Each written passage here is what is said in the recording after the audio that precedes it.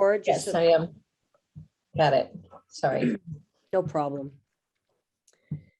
Welcome to the meeting, everyone. It's 5:03. My name is Carleen Hempel. I'm the chair of the Junction Village Open Space Task Force.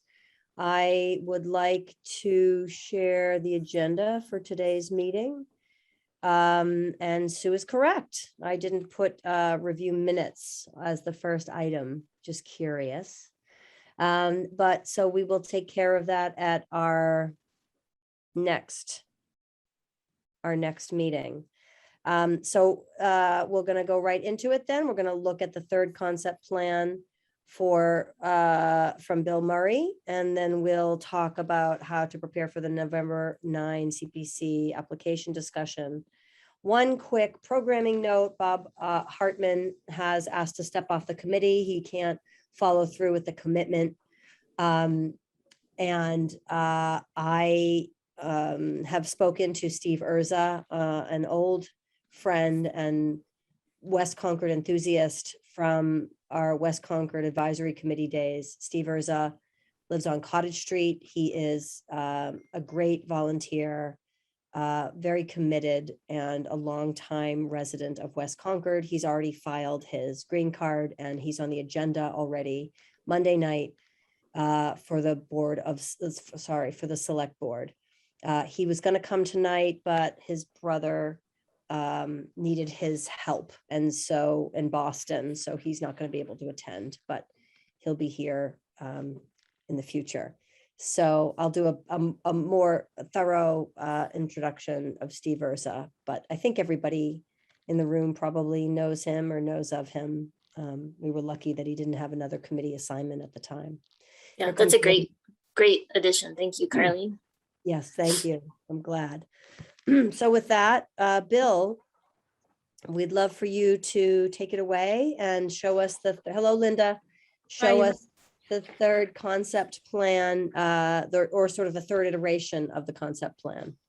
Okay, I emailed it. Do you have it? You can pull it up, or do you want? I do, and I will. Let me just make sure that that I have it selected so that when I share, it sees it, and it does. And here we go. Okay, so after a conversation with Carleen and after the public meeting, I guess the concept was everybody seemed to like scheme 1B with the triangular piece of 1B, and they like the minimalistic aspect of 2B against the riverfront. So what we've done is we've combined the two so that we have a recessed lawn, what will obviously be a permeable paver of some sort within the riverfront. We've highlighted that zone. You can see if you go up to the top of the page, there's a double dash line to a little bit to the left towards the rail trail. Keep going. There it is. Nope, now towards the right in the middle of the green space there. That's the 100-foot riverfront line that conservation agent was concerned with. So anything inside the 100-foot riverfront is considered, they really don't want you to do extensive alterations. So we will have to modify, I think, our path selection. It will have to either be permeable pavers or a stabilized gravel surface or some other accommodation. You can see that the lawn area that we have, the recessed lawn and the picnic area, are pretty much out of it. So that probably can stay. And quite frankly, that is the landform that exists today. So there's a whole lot of alteration. Delia thought everything that you had presented through this, I mean, I'm speaking for her now, so understand that, but she thought all of this was fine, that she thought, the Conservation Commission would be fine with that. Sorry, I was flustered. I was getting a call on my phone when you were trying to tell me what to do. So this is the riparian zone. This is Right. called the riparian zone. And what about, Delia also suggested the 25-foot and then the 50-foot. Is that, do we need to actually designate that? Or maybe Krista, you were there for that as well? Yeah, I'm thinking that still that the comma what we're calling the comma that's within the 100-foot buffer, I think probably has to go. Yeah, because that would be within the first 50 feet too, it looks like. And the gray ovals. These are stone dust, and Delia thought those would be fine, including, and Bill, keep that on that before you scratch it out, because you had a thought about why that might stay, but I'd love to hear your thoughts, Krista. But Delia thought that the stone dust here would be fine, including with interpretive panels, and this, as long as she didn't like the idea of asphalt. And so that's why Bill is talking about some sort of stone dust, but he also made a very compelling argument about 2 to 3 times the maintenance. So we should, and he said, and Bill, I don't want to speak for you, but you also said that there's pervious pavement. Right. So I did forward to you, Carleen, the product that they're using over at Walden Pond. It's decomposed granite, which is really stone dust chips. And then it's got a stabilizer in it that's inert, so it doesn't pollute anything. And when it rains, it absorbs the liquid and levels itself out. And when it dries out, then it becomes a stable, hard surface again. And it drains pretty quickly. I still haven't been over to Walden Pond to check it out, but there are also Beautiful. other stabilized surfaces that we can use made out of stone dust. I don't like using just stone dust because you can scuff it. It can, one person can make it an inaccessible surface by digging their heels in or whatever. So I really want to go with something else.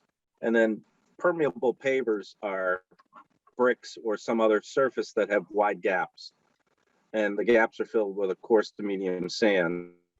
And as described, that they're handicap accessible surface, but they let all the water that hits them permeate through the gaps in the bricks. So they're considered permeable, and they're not considered impervious. And they maintain water quality while still maintaining a durable, hard surface. We could do all of the paths with that type of a surface, but it would be prohibitively expensive. As you can imagine, those bricks have to be placed pretty much by hand on a 5 or 6 foot wide path. And Bill did think those would work here. What do you think? Would you think that would fly? Completely pervious pavers, Krista, Yeah. or no? I can't say what the NRC would say. No, I know. I'm just asking yeah. an opinion. Yeah. we would definitely make sure everything's outside the 25 foot. Any disturbance would be outside the 25 foot. And they're not considered a structure, so it's not a build type of scenario. So it's an option, and it's something that we would want to go to the regulatory committee, the natural resources committee, and float it past them. Because I really want a surface that's durable, low maintenance, and fully accessible. Sue Felshen, are you taking notes? I neglected to ask at the beginning of the meeting. I am taking notes, and I just noticed a minute ago that Steve Urza joined us. Hi, Steve. Great to see you again. Oh, I can't see him. Exactly when you joined, because I should. Well, actually, no, I don't have to throw it into the notes. There he is. Yeah, Steve, hi. I'm here. I just arrived a little late, but I'm here. Lovely to see you. Steve, I'd Nice to love to see everyone. introduce you. You know Linda, I'm sure. I don't know if you know Peter. Do you see Peter there is in front of the stallions on the beach? Oh yeah, hi Peter. Hi, Hi, nice to meet you. See you. likewise. Liz Rust, I know you know. Hi Liz. Marcia's in the room, and this is Bill Murray, who is our landscape architect / engineer. Nice to meet you, Bill. Yes. Pleasure. I've already given the background for who you are, Steve, and your interest in our committee. Well, thanks. Oh, Bill, I don't want to interrupt you. Did you have more context to give? Not really. Okay. The front part, as we've described, in the side against the river is scheme 2B. So it's an adaptation to accommodate whatever natural resources is going to expect from us. I would love to get comment from everyone about whether you think we should make any further edits to this before we submit it on November 9th. But I had an interesting meeting with Joan Ferguson the head of the Conservation CLCT, Concord Land Conservation Trust. She's very much in favor of the project, and I walked her through every tiny little inch of it. She said something interesting, Bill, and I'd love to hear what you have to say about this. She said that, in fact, sand, and she's very familiar with this area. In fact, I think I walked it with her a couple of years ago. She says that sand is actually conducive to some wildflowers, and that sometimes when you bring in soil, and I think we're seeing that with that interesting dispatch we got from the town yesterday about jumping worms or hopping worms or something along that line, that when you're Yep. when you're bringing in soil, sometimes you're introducing things that aren't so great for the area. And she thought perhaps this might move to this side to further buffer our view of this, and then to allow this to be sort of more of the sand that's there and plant Hold on. and Arlene, you need Can you you need use? to screen share again. I oh, missed- I'm Oh, not I can see sharing. it. Carlene, I can see it fine, you're but you're not screen sharing. waving your mouse around, and when you said this needs to move to this, I Let me missed. try again.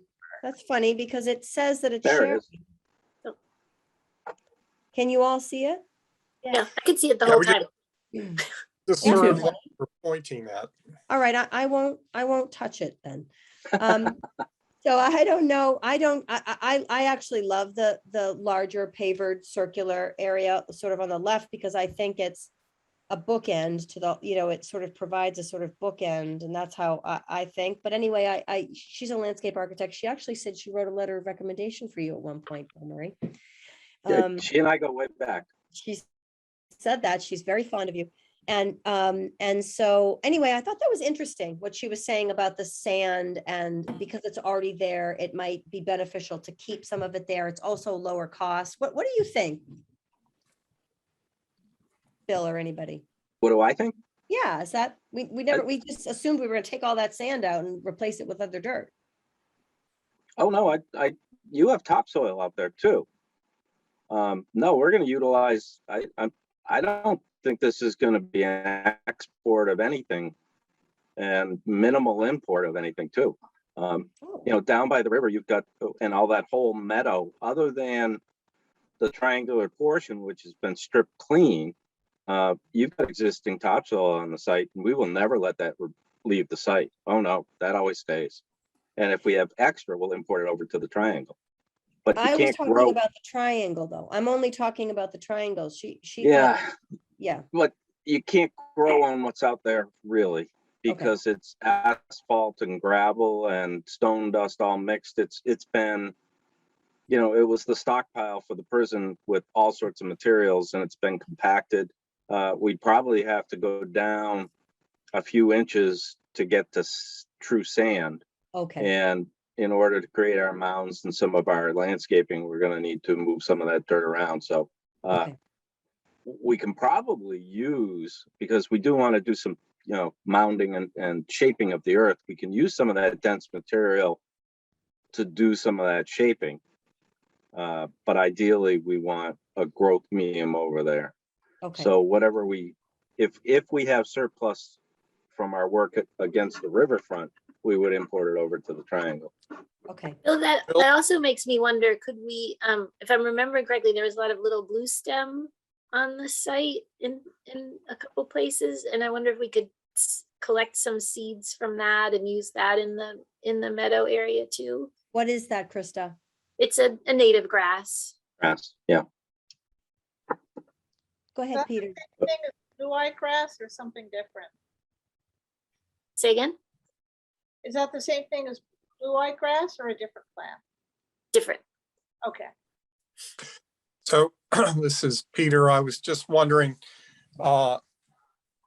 Liz, would it be possible to ask the developer if theirs is not a balanced site, if they have any excess soil, if we could save them some money by bringing it over to the triangle? I think that that's actually come up in the past as well. So I think that there's some openness to discuss that. Sorry, I missed that, Peter. Get So where? it was, I was raising the point that the development of the elderly housing is likely to be an unbalanced site, so it may have excess soils, and we might create a win-win by offering to take some of that site to make some of those soils to make some of our mounds on the triangle. Right, got it. Okay, I just missed a couple words. It's a very good idea. Oh, go ahead, Steve. Yeah, I just remembered way back, there was the big dig was bringing a bunch of truckloads of whatever out there. And I'm not sure if that's going to impact anything or where that was left, but way back, the state had truckloads of material brought out somewhere in this area. And I can't recall exactly where they dumped it, but it was in back of the prison. So I'm not sure if Oh, anybody really? remembers that, but That sort of explains a lot. Yeah,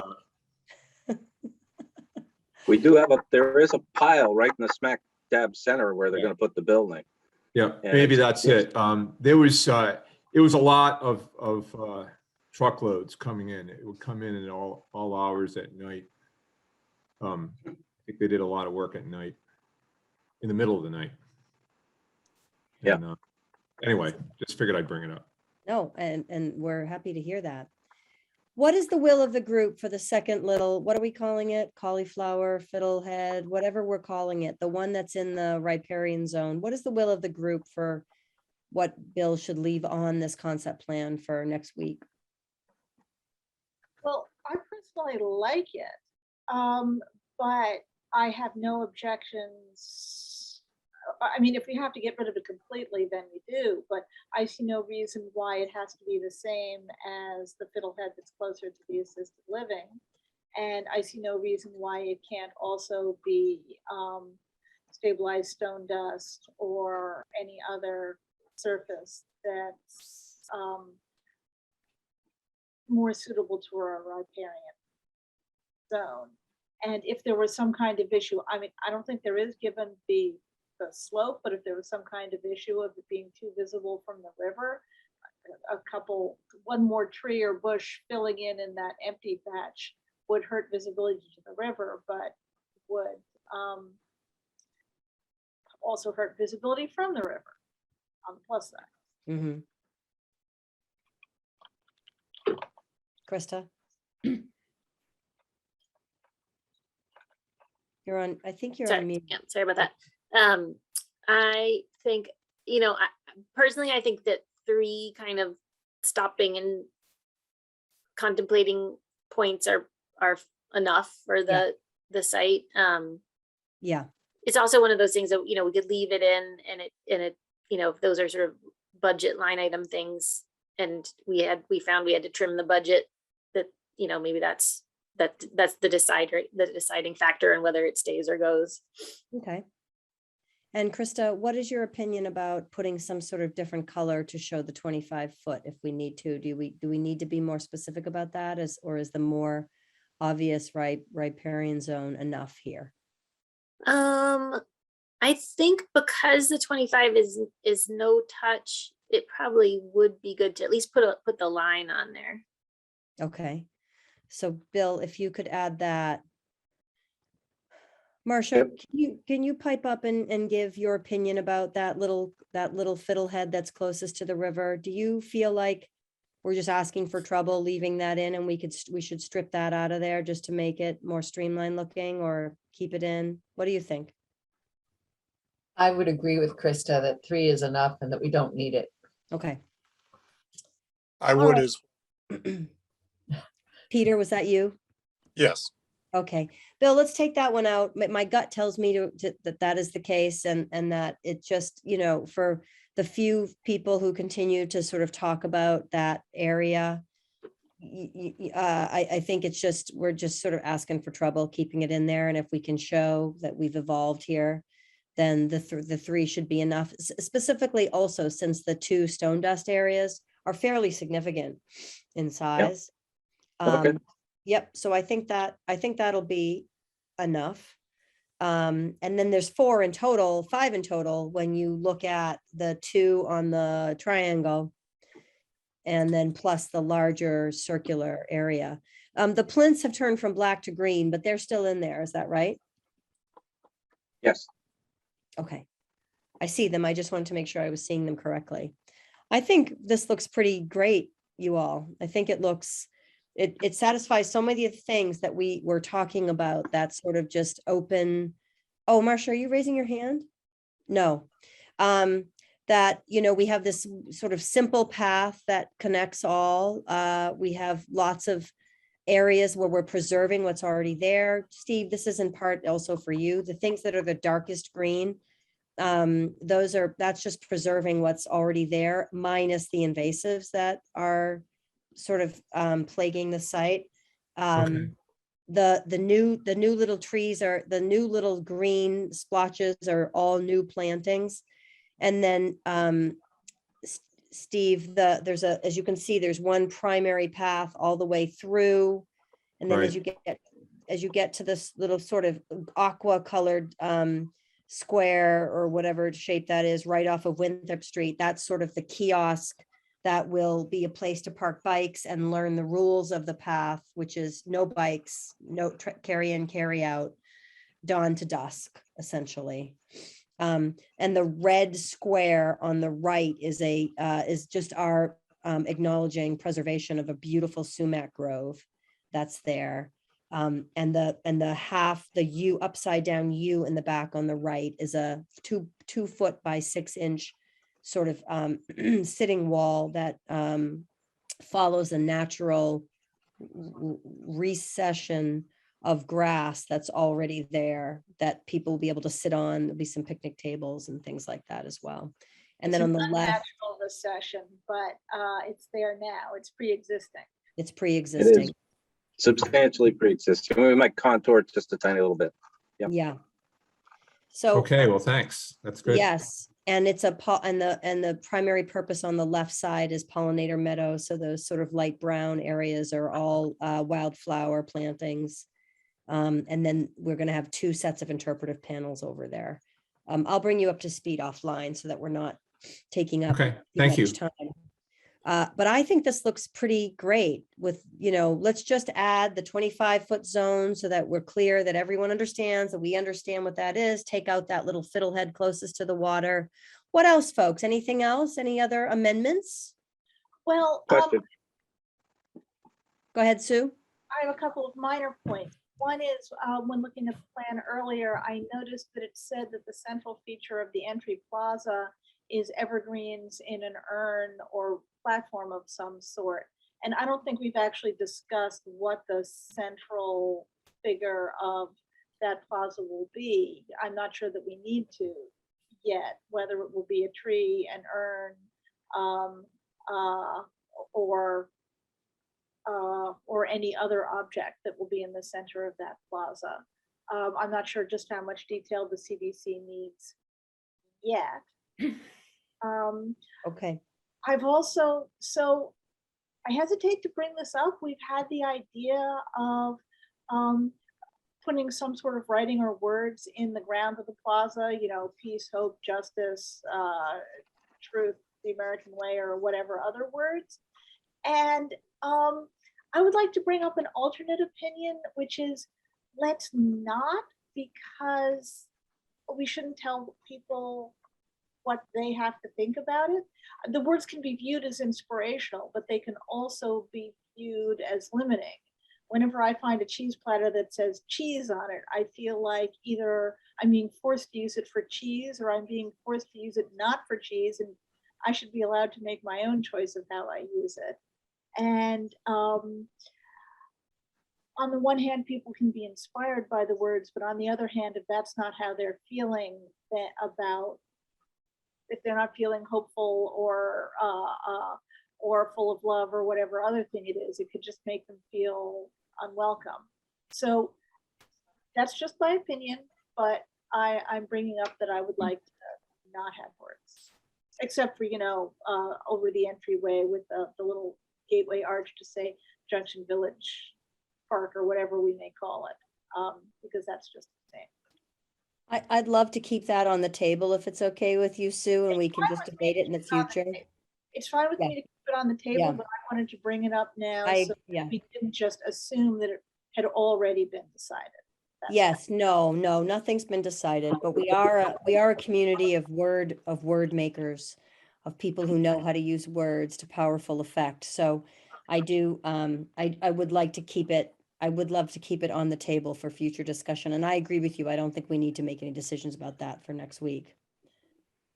I'll just go down the line so that we can just, because I'd like to talk with Marcia and all of us about next week, but I'm going to go down the line to see if each individual has something to say. But I see your hand, Bill, go. Okay, one quick question. This scheme, once again, does not show the proposed development. Do you Yeah. want it to show the proposed development? I think it has to. Okay, Liz, I'll love to hear from you on that, but I think it has to show the proposal in the middle, and Marcia's agreeing. I'll make that change. Liz, do you agree? Yes, sure. Yeah. Mhm. So I'm just going to go down the line. So Sue, I think you just gave your comments. Is that right? I thought I had was there one other minor? Why don't I go on and then I you'll was say. wondering, the plan doesn't say, the plan says something, Steve, for your sake, the dark green is existing woods to be preserved. The gray green is existing pine woods to be preserved, and the sea green is existing riparian whatever to be preserved. In the dark green area, the plan says that we will be removing invasives, but it doesn't say what will happen after the removal of the invasives of the understory. Will we be just leaving things as is, or will we be replanting? And I think the plan, to be clear to the CDC, should say, and replant with natives or any other phrase. That's my only other comment. That's a really good point. And do you agree, Bill? I do. Okay, I think that's a really great point and a great catch, Sue. Thank you. Linda? It's been fun to watch this evolve. I have one question. When you talk about the entryway kiosk where there's bike racks, I can't remember if there's going to be signage up at the triangle that directs everyone to the entryway at the kiosk. And so there's no bike racks at the triangle. Is that correct? No, there'll be bike rack. I thought there would be bike racks up here. Yes, go ahead, Bill, tell us. Bike racks at both entries so that there's equal signage at both entries that says the rules of the park are carry in, carry out, no bikes, dawn Okay. to dusk and all that. But the triangular piece is going to have more directional signage to tell you about the features of the muster, and which is the upper circular area, and the benefits or the social impact of the prison on the community, which is the lower circle. And then it's going to direct you towards or behind the proposed building to the rest of the path. But so there'll be more information in the larger circular area, a little bit less information in the lower circular area. I'll call it circular, but it's not. But they'll both have kiosks identifying the rules. They'll both have benches. So both entries will have benches, bike racks, and kiosks. So is there any, so thank you for that explanation. And that was my recollection more or less, but I'm wondering if there's any benefit to also capture at least the bike racks on in the triangle. Yeah. So I agree with her. I think we should, can you pick, where will they, because there's nothing picturing them here. They are proposed in the big circle. Oh, here? We have benches, So if I bike go racks, and in- a kiosk up there. If I Okay, don't, we do have bike racks there. okay, I see them now. I see them okay, now. sorry, I didn't see them Can before. you, Well, actually, when I zoom in, can you see them, you all? I don't know if you see exactly what I see. I think that that's a good point because they're pictured but it's not pictured what's a bench, what's a bike rack. It only says no bikes allowed in park. And it might be helpful to Well, say if you pan, bench, this is a bike rack. if you pan down, Carlene, we have a key. Oh, Oh, okay. oh, okay, here. Oh, yeah. Look, a key. I mean, There it it's is. hard because normally we would see these in larger form, not on our tiny laptop, so it's a Yeah. challenge. But still, what do you all think? Do you think it should be more clear here that, Linda, what do you think? Do you think that this is hard, this is too easy to miss, this key and the sort of lighter colors, and that we should somehow emphasize it more? Yeah, it's a challenge. I just know that the earlier we can send that message and it's not missed by anybody because they couldn't see it on the graphic, about there will be bike racks at that entrance as well. Can And you make these black? I Bill? can. Let's just, I Yep. see, I understand you wanted them, you just made them darker, the same pretty green, but let's just make them black. I Yep. think it might also help, Bill, if you took where it says double quote, no bikes in park, double quote. And you put either before the quotation or after the quotation, bike racks, like bike racks, quote, no bikes allowed in park, unquote. With bike racks, or yeah, I understand. Yep. Okay. Excellent suggestion, Linda. Thank you so much. thanks for asking. You're welcome. Steve? Thanks. So I'm new, but I only have one thought that jumped out when I looked at this, which is the river. And one could not really put in a kayak, but there are kayakers on the river that may want to stop at this location. Steve, And we've is- investigated this. Okay. The rise is far too steep. We had Okay, heard yep, originally, Yep, I understand that. Yep. so that okay. it was physically sort of just impossible for us to do it, sadly. It was just a thought, Okay, because I do Okay. kayak on the river. So yes. Thank you. It's a good thought. And I wish we could have done it. Peter? I'm happy with the changes we're proposing. So Wonderful. Thank you, Peter. Liz? Yep, same. I think that this seems to be a good balance of everything that people have offered through this process. Wonderful. Krista? Yeah, I think this is looking good. This may be getting a little too in the weeds for now, but I can't remember if we talked about the evergreen hedge and how high that would be. And no, the one, well, that I'll come back to that one, but the one over in the triangle. If I think it would feel like a more comfortable space to me if it was like a 5 to 6 foot or even shorter, not something, not like cedars or something that would sort of completely block views into the space. I agree with you. Yeah. Okay. We don't want to create a hidden space. Yeah, You right. just want to create a sheltered space. Right. And then for future discussion, when we talk about the main circle, I had a thought while Sue was talking, that one idea could be a canopy tree in the middle, a cutout, and then you can have those like semicircle benches around it so that people could be sitting under the shade of a tree, like a nice, graceful elm tree or something like that. So that could be one idea to throw out for discussion. And then with the evergreen screen on the riverfront side, just to have some kind of layering in that, so that there's an understory too, so that if bigger trees grow up and then shade out their bottom branches, there's something still to fill in at the bottom. Excellent. Excellent suggestions, Krista. Thank you so much. And Marcia? I think this is a great evolution based on the public input that's been received and the conversations that have occurred. The one thing that I just made a note to do is to look at the landscape plan for the Christopher Heights project to see if there's any kind of additional landscaping that's been proposed along that eastern property line where we're talking about the riverfront, and whether we can enhance screening if there has been some proposed or something along those lines, so that we are blocking the parking lot that's in that area, and so forth. So that's just something that I thought I'd better do before Tuesday night.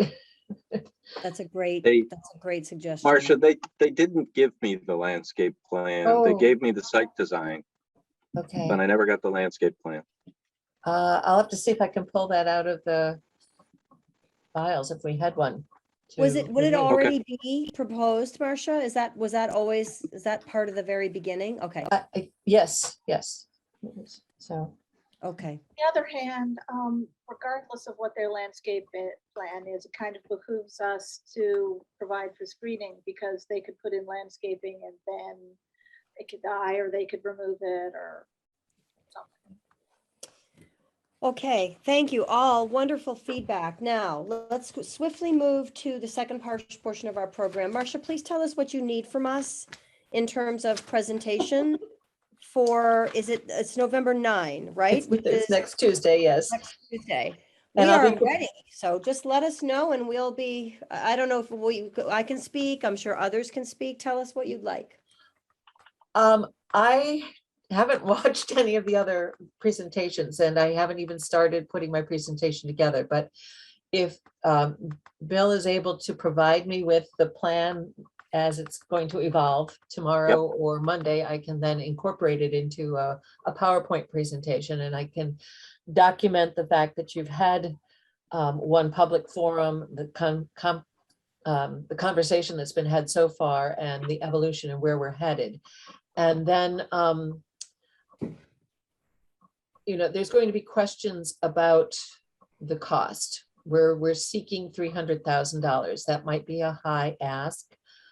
So it would be good if we could have an idea of, if you were doing an invasive species control over 6 acres, is that in the realm of 10,000, 50,000, 70 more, 100,000?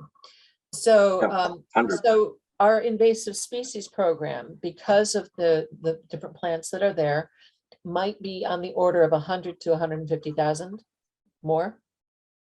Bill? No, okay. No. But it's a So multi-year. it's a multi-year, our request is going to be multi-year. So you Okay. start with invasives, the first round of invasive species, and then it's perhaps doing the laying out the path, and maybe planting some major trees. This has been to Krista's establish point all to along. yeah. establish that beginning idea. And then the next year we'll come back to do more of the hardscape in the triangular area, to look at the plazas, to look at the signage and incorporate things. And in that interim, we can be doing the research and pulling together the pieces of information that we want to incorporate into those historically interpretive panels for the prison and for the site. And then it might be the next step after that are the additional benefits, the benches. I think we might need the bike racks sooner than later. So that might be the second year that the bike racks get included, and maybe the benches get included the second year too. So our ask might be more in our second year. And so I haven't framed all of those, but I'm just speaking out loud right now as I'm walking through the process. So does that seem like the right direction? Bill, does the stuff, so Marcia talked about invasives removal, three things for the 300,000. We need to make sure that we can sort of qualify the 300,000. So invasives removal across the whole entire site, A. B, The first phase, the first year First of phase, I know, invasives, 'cause it's first phase. multi-year.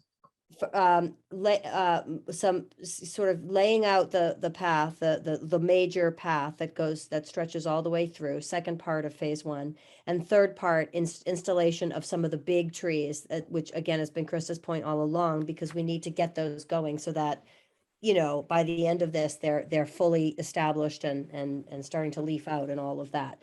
Does that make sense for a $300,000 ask? Bill? No, you can't do all that for that.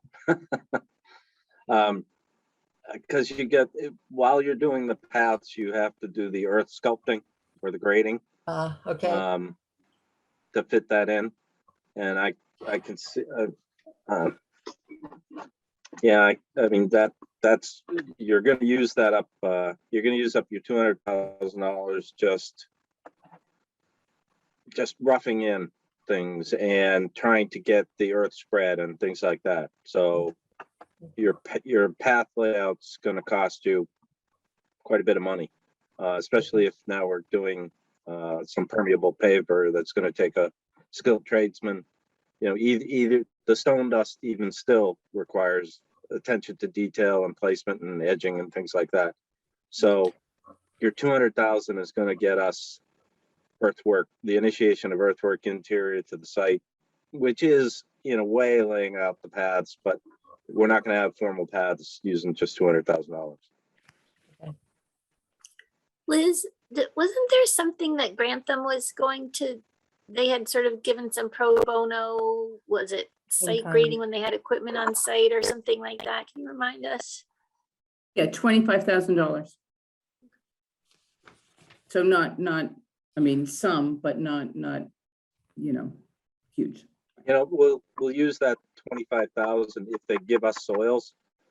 We'll use that for them to import the soils to us. Well, maybe it won't be all the 25, but that would be a good use of getting them to move the soils to where we need it to be. Is Marcia, this going to be prevailing wage? Do we know? if it's done by CHDC, it does not need to be prevailing wage. Okay. So I think that we want to use their earth moving ability. We'll get a whole lot more dollar having them do the heavy earthwork moving materials and maybe even spreading, and use no matter what you do on the remediation, it's going to be the same price, private or public, because it's you have to have a pesticide applicator's license and it'll go out to bid, that kind of thing. So we're going to get more bang for the buck if we use their $25,000 and have them start to rough shape and dump soils, their excess soils, where we want it on the triangle, I think. Okay. okay. Marcia, are you worried about justifying the 300,000 with a very non-exciting application of invasives removal and a little bit of rough, you know, path rough out? Is that we're trying, you know, I'm trying to help you with the language. I have some concern about that, but I mean, that's the reality. If people have ever done invasives removal, it's relentless. It's challenging. So what I might do is talk to Kate Hodges about the work that was done at Giroux in terms of invasives management and see what they came up with, because that was bid. And but there was also some public participation. They had volunteers that helped. So see how they manage that and see if there's a way that we might integrate some public participation here. I think that's a great idea. Bill, if we're actually listing like Marcia just did, and you said, no, that's not, if we were actually saying what you think 300,000 will pay for next week, what would you say? Your invasives are going to be tedious, and it has to be for some of the species that we have, like the Japanese bamboo, so-called, and the Oriental bittersweet. It requires an herbicide to be used. We can't just pull them up, or they'll just keep coming back. So you have to have a mass pesticide license or applicator's license in order to do that. Volunteers really shouldn't be doing that except under somebody's license. But we do have the Oriental bittersweet and some other things that you can just rip right out of the ground and successfully remediate them. So we can split that up. But again, I think, you know, the 300,000 is gonna get us paths maybe roughed in. But, you know, the first year, we gotta get rid of all the invasives and somehow pull it up. And that's gonna allow us to clear a little bit for the construction equipment to come from behind. So somebody's gonna need to get in there with a small excavator and pull out shrubbery and plants that are in the way where the path is gonna go. And that's gonna eat up your money pretty quickly. Yeah. Erosion controls are gonna cost tens of thousands of dollars, you know. Okay, forgot about erosion control. Yep. Wonder if we could ask people if they want to sponsor trees. Oh, sure. You know what's so, well, I don't know, Marcia has to tell us about that, but like, I know just from my work on the Bruce Freeman Rail Trail, there are a lot of people who do sponsor trees so their name could go on it. Or no, Yeah, or that's- even just you leave your legacy, Yeah. whether you want your name on it or not. Right. Plant a tree. I that's a mean, you great- could sell bricks for the big circle if you wanted to make that out of bricks. That's another popular fundraising, names on the bricks. So no trees in phase one of this money. You're saying we're not gonna be able to afford any trees. Bill, That's what Now he's with saying. 300,000. okay, Yeah, that's what Hey, he's saying. all right. The short answer is if somebody sponsors, yes. We could probably fit it in the budget somehow. Trees are roughly $2,500 in the ground, more or less, under prevailing wage. My So husband just chimed in that Trees, the, you know, we're already up to $10,000, so. sorry, Bill. And my I'm husband sorry. just chimed in that there's gonna be money through the American Recovery Plan Act for tree planting, so you can keep an eye out for that. Okay. Okay, And I Mark? know that the Department of Conservation and Recreation has a open space path grant that is opening up in February of 22, DCR. What's it called? Open space, I think It's it's a for open trails space grant. paths, The Trails Grant. trails grant, yeah. Yeah. And actually, we're already looking at that for the Assabet River Rail or the pedestrian bridge. So, Okay. but maybe next year we could say that we're going to go after this grant Okay. for, if we could get it roughed in, maybe there's an opportunity to look at additional grants. So, Yeah, shovel ready, does yeah, a lot. yeah. Marcia, what else do you need from us? And is this just you presenting or can we help you? We'll be there, but what? I was planning to present, I mean, that's what has been done in the past, but I'd love to have, if you are interested, I've never had people helping support me, so it would be wonderful to have you involved. So I think that would go a long way to promote this project to the coming CPC. To know that there's a commitment from the committee and from those who are supportive of it. Is it Zoom? Is it Yes, Zoom? it's Marcia? Zoom. Yeah, It's so via we'll Zoom. just show up. Yeah, go ahead, Sue. I think you said something. Yeah, Marcia, if committee members show up, but tape our mouths closed and do not say one little peep, do we have to declare a public meeting or do we have to anyway? Well, as long as you're not deliberating and making a decision, I think you could all show up. It's just, you can't, you couldn't deliberate as a group. Right.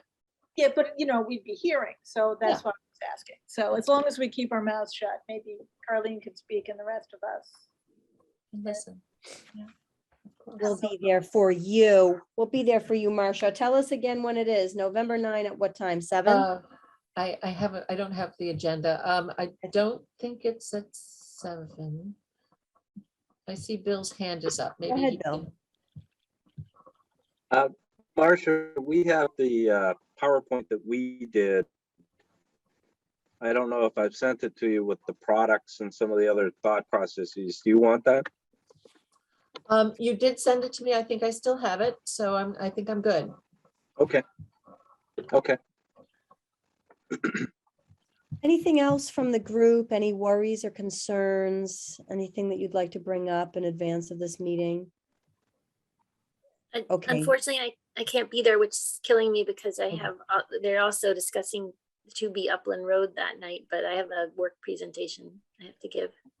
That's fine, Krista. Krista, you had talked about being amenable to drafting some language about allowances. Yes, that is on my to-do list. Okay. What is the time frame for that? Because we want to make sure that we're in the beginning of the conversation for the CR restriction. What is the time frame for that? I'm not sure what Delia said. Maybe Liz knows. I don't know. Can't remember. Okay. I think it was maybe that's something she was going to share with the NRC at an upcoming meeting. I don't think it would need to be done for Tuesday. No, not Tuesday, but she Yeah. said now is the time. So I want to Yeah. make sure we're on top of that. Okay, I'll And try I to can get to that help this you. weekend. I can help you with any of that. What is next step? So November 9, and then what is the next step for us?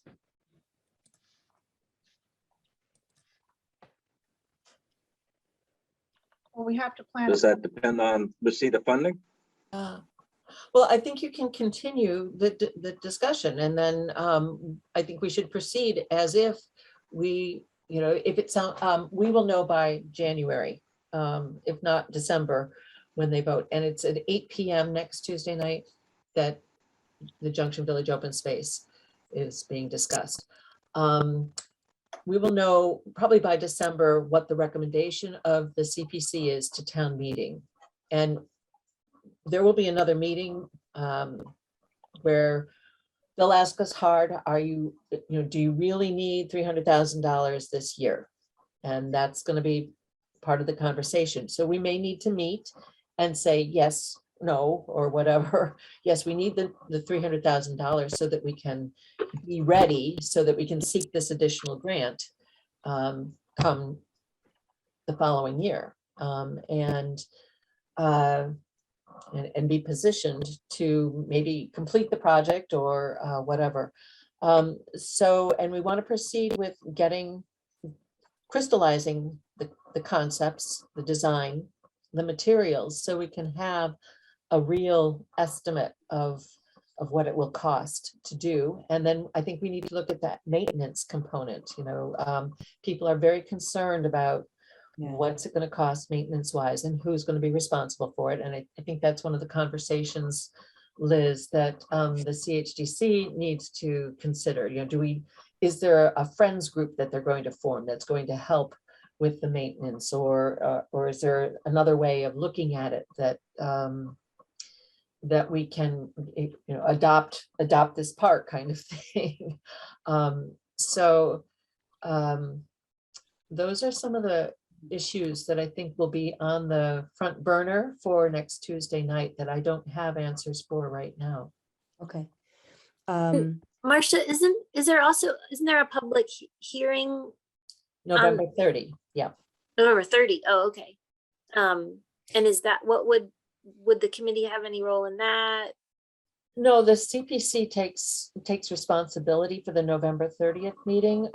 They like to have applicants there in case there are questions that they can't answer. But they take the lead on making the presentations. Okay, so what is the recommendation for our next meeting? Should we meet in advance of that? I think we already went through this, November 18th. Is that what we decided, everyone? Yes. Which is two Yeah. Thursdays from tonight. Correct. So I haven't set the agenda for that yet, but Thursday, November 18th at 5 o'clock, an hour-long meeting. Does that suit the group? I think we already went through this, that it was okay. Okay. November 18th, 5 p.m. We will have been through one and we would be getting ready for the next. And when we could work in the meantime, refining, crystallizing, to use Marcia's word, some of the design and concepts and things like that. That sounds good to me. Sorry, I forgot to put minutes approval on this agenda. I will have it for the 18th, and you will have 3 sets of minutes to look at. You already have 2, but I will, I'm sure Sue will whip up this last one. And Sue, you will not do the minutes for the November 18th meeting. I pledge still owe tonight. minutes on the forum, and that's going to be a biggie. So it's my goal to get those out, and then we'll see about tonight. Well, we can talk about collaborating on that, Sue. You don't have to do that all on your own. That's a lot.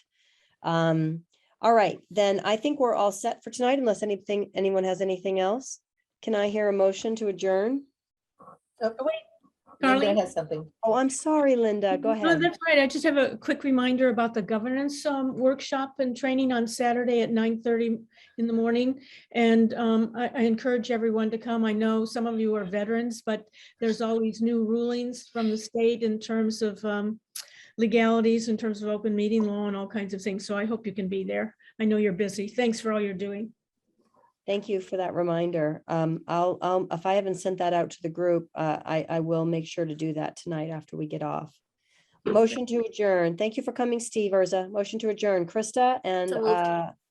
I will second. Carlene, we'll adjourn at 5:58. Thanks, everyone. Very good. Thank Thank you. you. Thank Tuesday. you. You're welcome. Oops, I've got to stop. Stop recording. Bye.